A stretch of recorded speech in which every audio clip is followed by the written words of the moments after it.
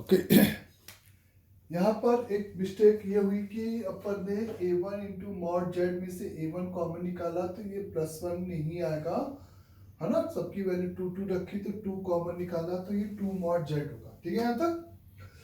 तो ऐसा आप लिख सकते हो। ये इनफाइनाइट टर्म्स हमेशा मैंने कहा कि छोटा होगा, कि यहाँ पे घबरा रहा था तो गड़बड़ी पकड़ में आ गई। मॉड जेड ग्रेटर देन और इक्वल टू 1 है तो ये स्टेटमेंट हमेशा ट्रू है, क्योंकि अगर यही 1 या 1 से बड़ा है तो n की पहला एक नंबर लेने पे ही 1/2 से बड़ा है तो कितने भी नंबर लेंगे तो मॉड जेड ये इनइक्वालिटीज हमेशा क्या होगी, ट्रू होगी, जब मॉड जेड की वैल्यू 1 या 1 से क्या होगी, बड़ी होगी। अंडरस्टैंड यहाँ तक। तो यहाँ पे जब आप इनफाइनाइट टर्म ऑफ जीपी का सम लिखोगे तो उसका फर्स्ट टर्म 1 नहीं होगा, उसका फर्स्ट टर्म यहाँ पे क्या आएगा, मॉड जेड आएगा। और इसको आप क्रॉस मल्टीप्लाई कर सकते हो कि इस केस में आपने मॉड जेड को 1 से छोटा माना है तो यानी कि ये एक पॉजिटिव नंबर है तो 2 mod Z greater than 1 minus का मॉड जेड, तो मॉड जेड ग्रेटर देन इस 1 डिवाइडेड बाई 3। तो यहाँ से ये प्रूफ हुआ कि ये हमेशा 1/3 से 1 के बीच में होगा और 1 से इंफिनिटी होगा। तो इट्स हैंस प्रूफ कि जो भी जेड इस पॉलिनोमियल्स का रूट होगा उसका मैग्नीट्यूड हमेशा 1/3 से क्या होगा, ग्रेटर देन होगा। तो ऐसा कोई भी कॉम्प्लेक्स नंबर नहीं हो सकता जिसका मैग्नीट्यूड 1/3 से छोटा हो और वो उस पॉलिनोमियल का सिंपली यहाँ पे क्या है, रूट है, जो कि इस पॉलिनोमियल का रूट हो और 1/3 से छोटा हो। ऐसा यहाँ पे सिंपली पॉसिबल नहीं है। क्लियर यहाँ तक सभी को।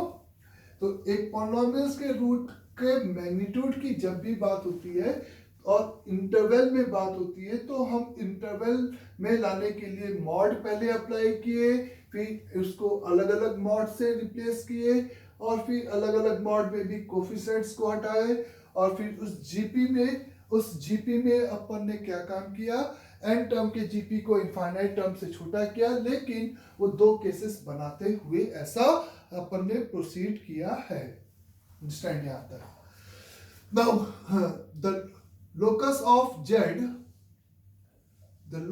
of z such that, अगर हमसे कहा जाए such that the mod of z minus z1 divided by z minus z2 is equal to a constant k. The mod of z minus z1 divided by z minus z2 का जो constant है वो k के बराबर है। तो आपको simply z का क्या बताना है, लोकस बताना है, where z1 and z2 are the fixed complex number and k is here positive constant। k आपका यहाँ पे बेसिकली कैसा है, एक पॉजिटिव कांस्टेंट रखता है। तो आपको लोकस ऑफ जेड निकालना है जो कि इस कंडीशन को क्या कर रहा है, सेटिस्फाइड कर रहा है। तो आप यहाँ पे कह सकते हो कि ये लिखा है, मॉड को अगर अलग अलग कर दिया जाए तो z minus z1 whole divided by z minus z2 is equal to simply k। Understand. अगर मैं आपको यहाँ पे इस तरह से दो केस कहूं कि इफ k की वैल्यू 1 होगी, अगर वो k की पर्टिकुलरली वैल्यू यहाँ पे 1 है तो if k is equal to the 1 तो इस mod of z minus z1 upon z minus z2, तो k को आप 1 रख दोगे तो ये लोकस आपका जाना पहचाना है इस z माइनस का z2। तो आप मेरे से सिंपली कह सकते हो द लोकस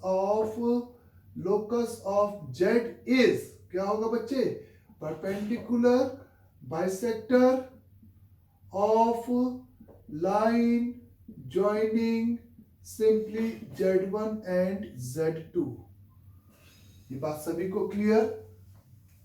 जब k की वैल्यू पॉजिटिव है एंड नॉट इक्वल टू 1 है, इस 1 उसमें से एक्सक्लूड कर दिया जाए तो अब नाउ इस z का लोकस क्या होगा ये आपको इंटरप्रेट करना बाकी है।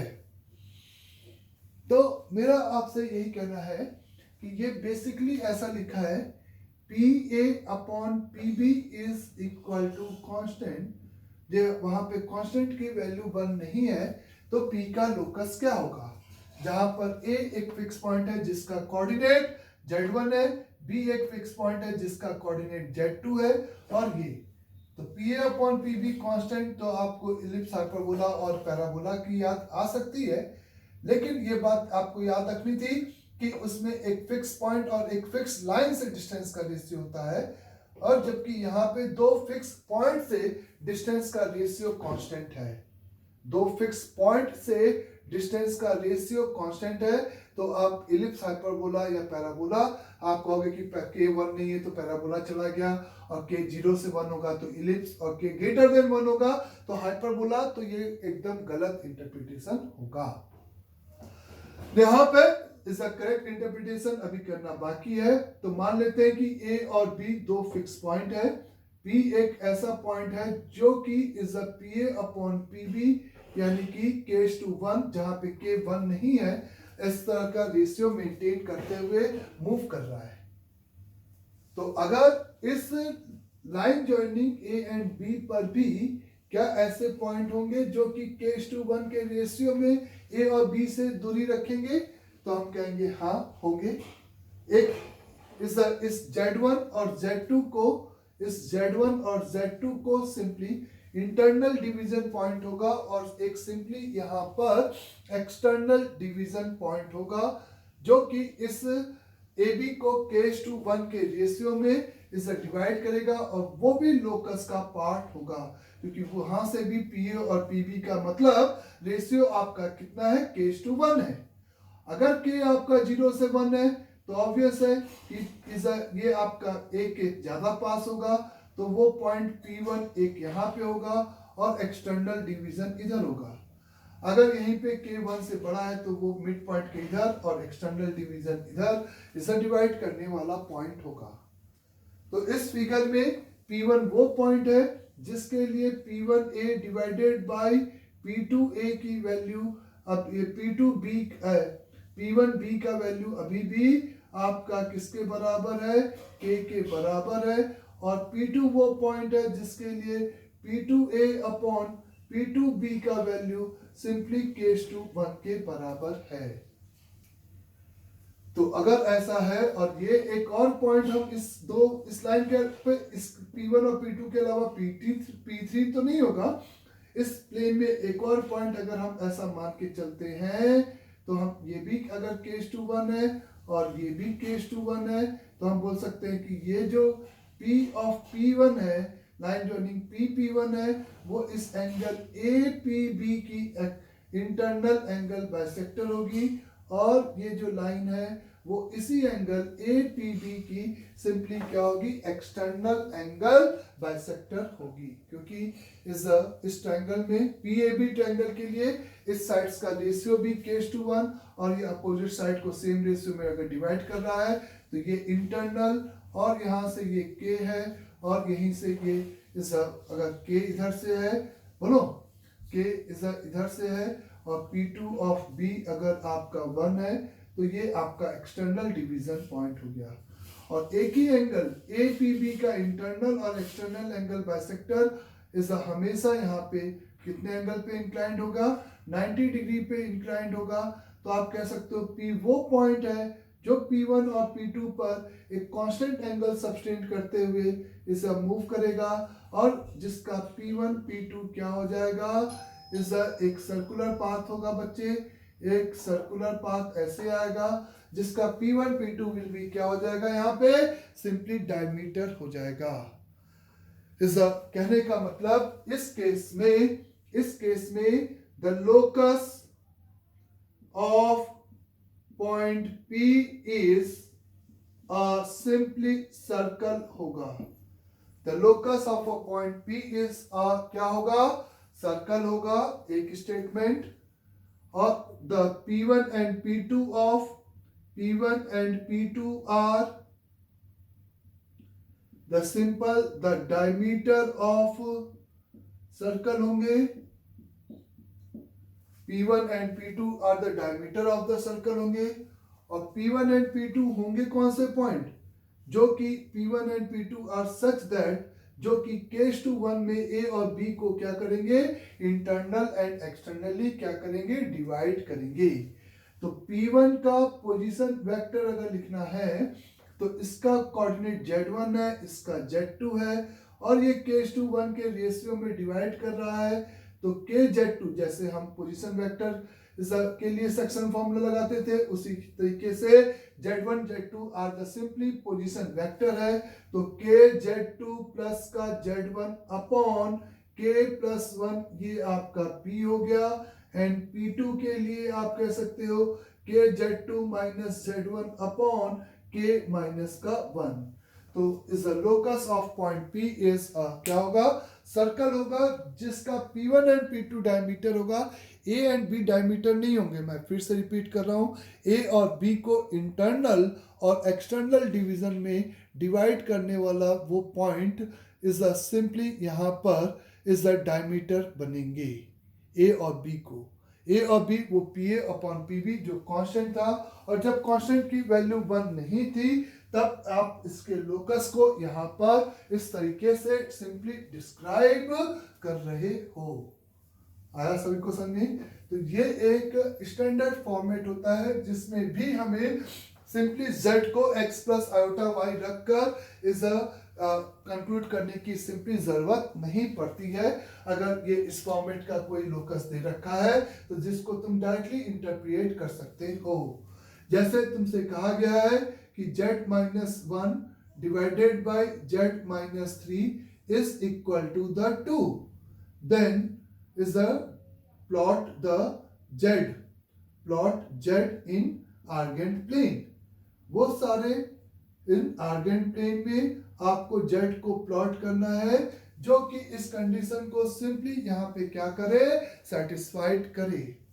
तो यहाँ पे आप कहोगे z माइनस 1 यानी कि ये आपका कोऑर्डिनेट एक्सिस है, ये आपका 1,0 एक पॉइंट है A, और ये आपका एक पॉइंट B है जिसका कोऑर्डिनेट 3,0 है। इस AB को 2:1 के रेशियो में डिवाइड करने वाला इंटरनल पॉइंट P1। तो ये आपका 2:1, तो मिड पॉइंट से इधर जाएगा, ये तय हो गया बच्चे, ये बात सभी को समझ आई। और 2:1 तो 2 3 जा 6 प्लस 1 into 1 7, 7 डिवाइडेड बाई 3, तो ये 7 डिवाइडेड बाई 3,0 एक पॉइंट P1 आ जाएगा यहाँ पे। और A से दूरी यानी कि इससे ज्यादा दूरी रखनी है तो एक और पॉइंट P2 आएगा जो कि 2:1 के रेशियो में इसको क्या करेगा, डिवाइड करेगा। और उसके लिए आप 6 माइनस का 1 यानी कि 5 अपॉन इज द 2 माइनस 1 यानी कि 1, तो 5,0 इस तरीके से यहाँ पर उसको अप्लाई करोगे। ये बात सभी को अच्छे से क्लियर हो गई बच्चे? तो वो आप z का लोकस आप P1 और P2 को क्या मान के, एज अ डायमीटर मान के जो सर्कल प्लॉट होगा वही डेफिनेटली इस z का क्या आ जाएगा, सिंपली लोकस हो जाएगा।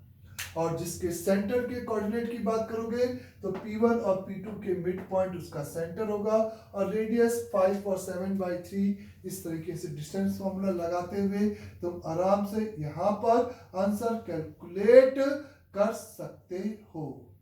अंडरस्टैंड सभी को? तो इंटरनल और external division point A B को ज्वाइन करने वाले ये इस तरीके से आपके यहाँ पर is the end point of the diameter होंगे, जिसके रिस्पेक्ट में हम आराम से इस सर्कल को यहाँ पे क्या कर सकते हैं, प्लॉट कर सकते हैं। अंडरस्टैंड यहाँ तक सभी को अच्छे से? द नेक्स्ट इज, सपोज अगर आपको कहा गया कि let the locus of z is simply the mod of z minus is the 2 iota is equal to the 3, then plot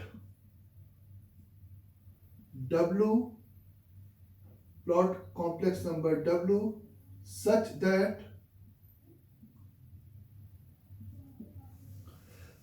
that the w is equal to the z minus 1 divided by z minus 2. तो locus of z is z minus का 2 iota is equal to the 3. obvious है, एक z infinitely many complex numbers हैं, उस infinitely many complex number को जो कि इस कंडीशन को सेटिस्फाइड कर रहे हैं यहाँ पे पुट करते जाएंगे तो W भी बदलता जाएगा। तो आपको फाइनली W का लोकस क्या होगा वो प्लॉट करना है। तो जैसे Z एक कॉम्प्लेक्स नंबर है वैसे W भी कोरस्पॉन्डिंग उसका एक कॉम्प्लेक्स नंबर है। तो हमें W का चूंकि लोकस निकालना है तो हमें इक्वेशन W में चाहिए, सिंपल सी बात है। तो हम इस दो रिलेशन से जिसका लोकस चाहिए उसी में इक्वेशन बनाएंगे h कॉमा के, बाकी वेरिएबल को एलिमिनेट कर देंगे। तो मेरा सिंपल सा अप्रोच यही होगा कि हम इस इक्वेशन से सबसे पहले इस z की वैल्यू किसके टर्म में निकाल ले, W के टर्म में निकाल ले। Is equal to z minus 1, z को इधर लेके आ जाओ तो 2w minus 1 upon w minus का 1 और इस z को उठा के यहाँ पे पुट कर देते हैं। तो फाइनली आपको यहाँ पर the 2w minus 1 upon w minus 1 minus का 2 iota whole divided by is नहीं not divided by is simply is equal to 3। ये लोकस हो जाएगा बच्चे। और एलसीएम लेंगे तो 2 आयोटा w यानी कि ये आपको क्या मिल जाएगा यहाँ पे 2w minus 1 2 iota w plus का 2 iota divided by w minus 1 का whole mod is equal to 3। यहाँ से 2 आयोटा w को इकट्ठा किया तो 2 माइनस 2 आयोटा का w प्लस या माइनस is a 1 minus का 2 iota is divided by w minus 1 का mod is equal to 3। the 2 minus 2 iota को तुम कॉमन निकालोगे, the 2 minus 2 iota को यहाँ से कॉमन निकालोगे तो इस अंदर तुम्हारे पास जो कॉम्प्लेक्स नंबर आएगा क्यों निकालो, क्योंकि तुमको z w minus z naught W minus कुछ fix complex number upon W minus is equal to constant, ये उसी स्टैंडर्ड फॉर्म का लोकस बन जाएगा। और 2 माइनस 2 आयोटा को बाहर निकालने का मतलब तो सबसे पहले तो हमें 1 माइनस के 2 आयोटा अपॉन 2 इंटू 2 आयोटा को रिजॉल्व करना पड़ेगा। इसको हम एक नए कॉम्प्लेक्स नंबर के फॉर्म में लिख सकते हैं और वो कैसे लिखेंगे, सिंपली 2 प्लस 2 आयोटा से ऊपर नीचे मल्टीप्लाई कर दिया क्योंकि कॉमन निकालेगा तो इसके नीचे जाएगा 2 आयोटा तो ऊपर आएगा 2 प्लस 2 आयोटा माइनस का 4 आयोटा और प्लस का 4 यानी कि आएगा 6 माइनस का 2 iota divided by is 4 plus 4 यानी कि 8। अंडरस्टैंड, यानी कि 2 अपॉन 3 माइनस आयोटा अपॉन 4 एक ये आएगा।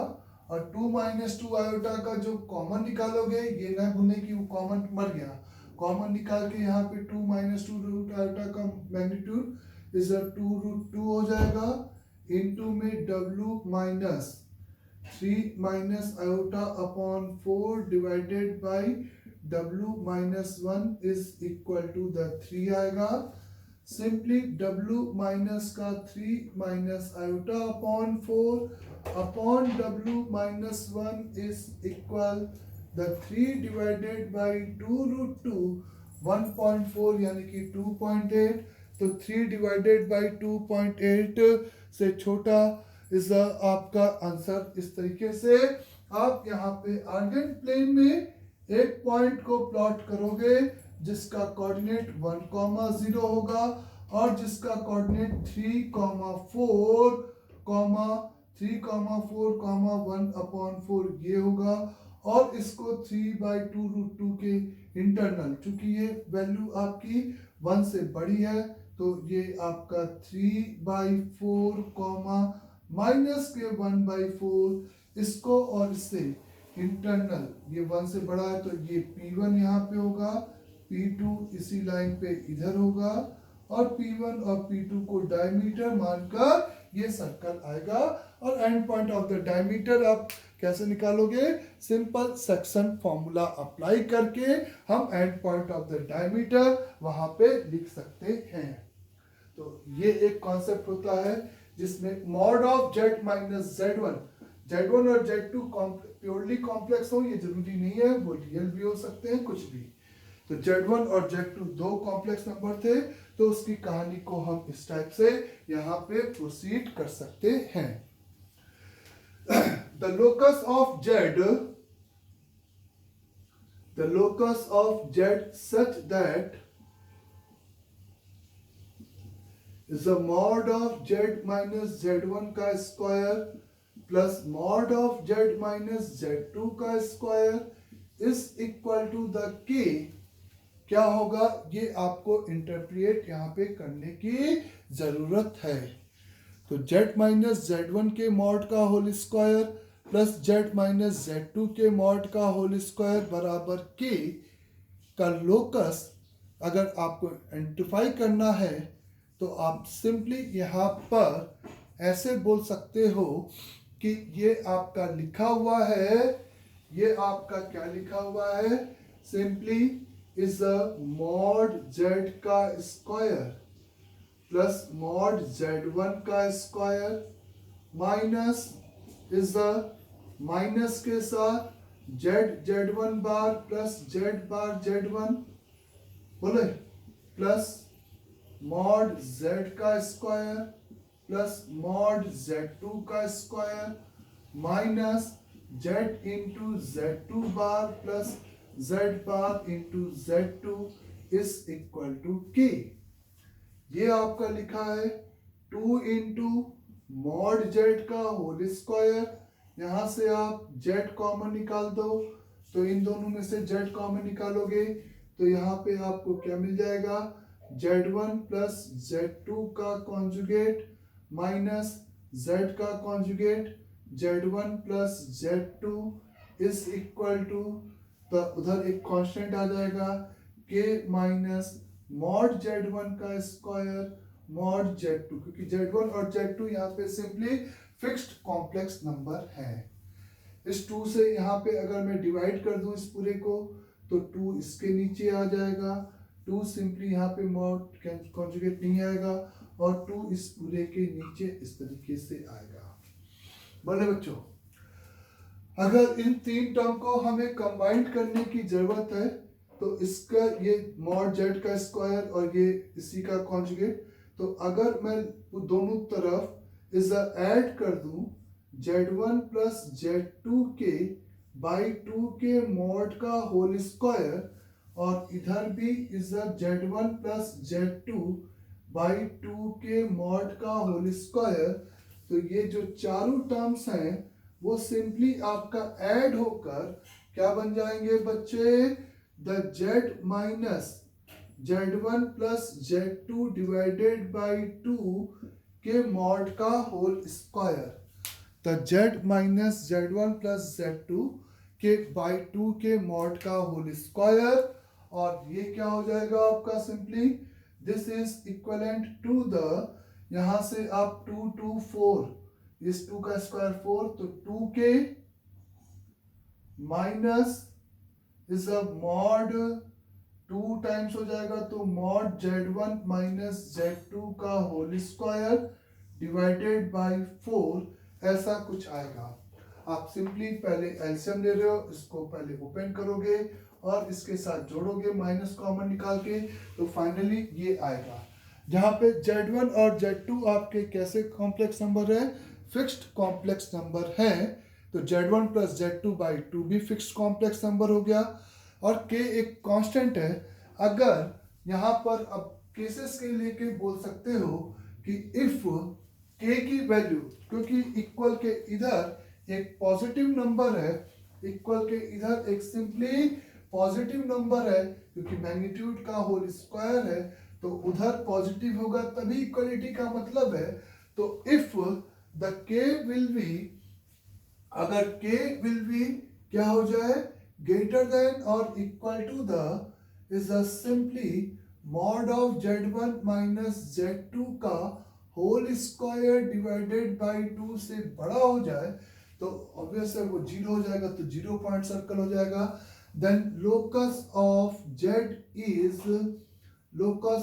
जेड इज सिंपली आप कहोगे कि एक क्या होगा, सर्कल होगा विथ सेंटर की अगर हम बात करेंगे तो वो होगा Z1 plus Z2 divided by 2 and radius is equal to the square उधर चला जाएगा, अंडर रूट आ जाएगा, the 2k minus Z1 minus Z2 का होल स्क्वायर डिवाइडेड बाय 4, ये आपका रेडियस हो जाएगा। और जैसे ही k आपका इस Z1 माइनस Z2 के मॉड के होल स्क्वायर डिवाइडेड बाय 2 से छोटा होगा, तो नो लोकस, ऐसा कोई भी जेड नहीं होगा जो कि इस कंडीशन को इस केस में यहाँ पे क्या कर सके, सिंपली सेटिस्फाइड कर सके। तो ये एक पर्टिकुलर टाइप का लोकस होगा जिसको हम कह सकते हैं कि आइदर सर्कल या नो लोकस का केस बनेगा। अंडरस्टैंड यहाँ तक? Now the next is the general form of the circle. The general form of circle की अगर आप बात करते हो, the general form of circle की अगर हम मेरे से बात करते हो, तो एक स्टैंडर्ड फॉर्म में आपने देखा z minus z not is equal to r, एक पर्टिकुलर सर्कल को हमेशा रिप्रेजेंट करेगा।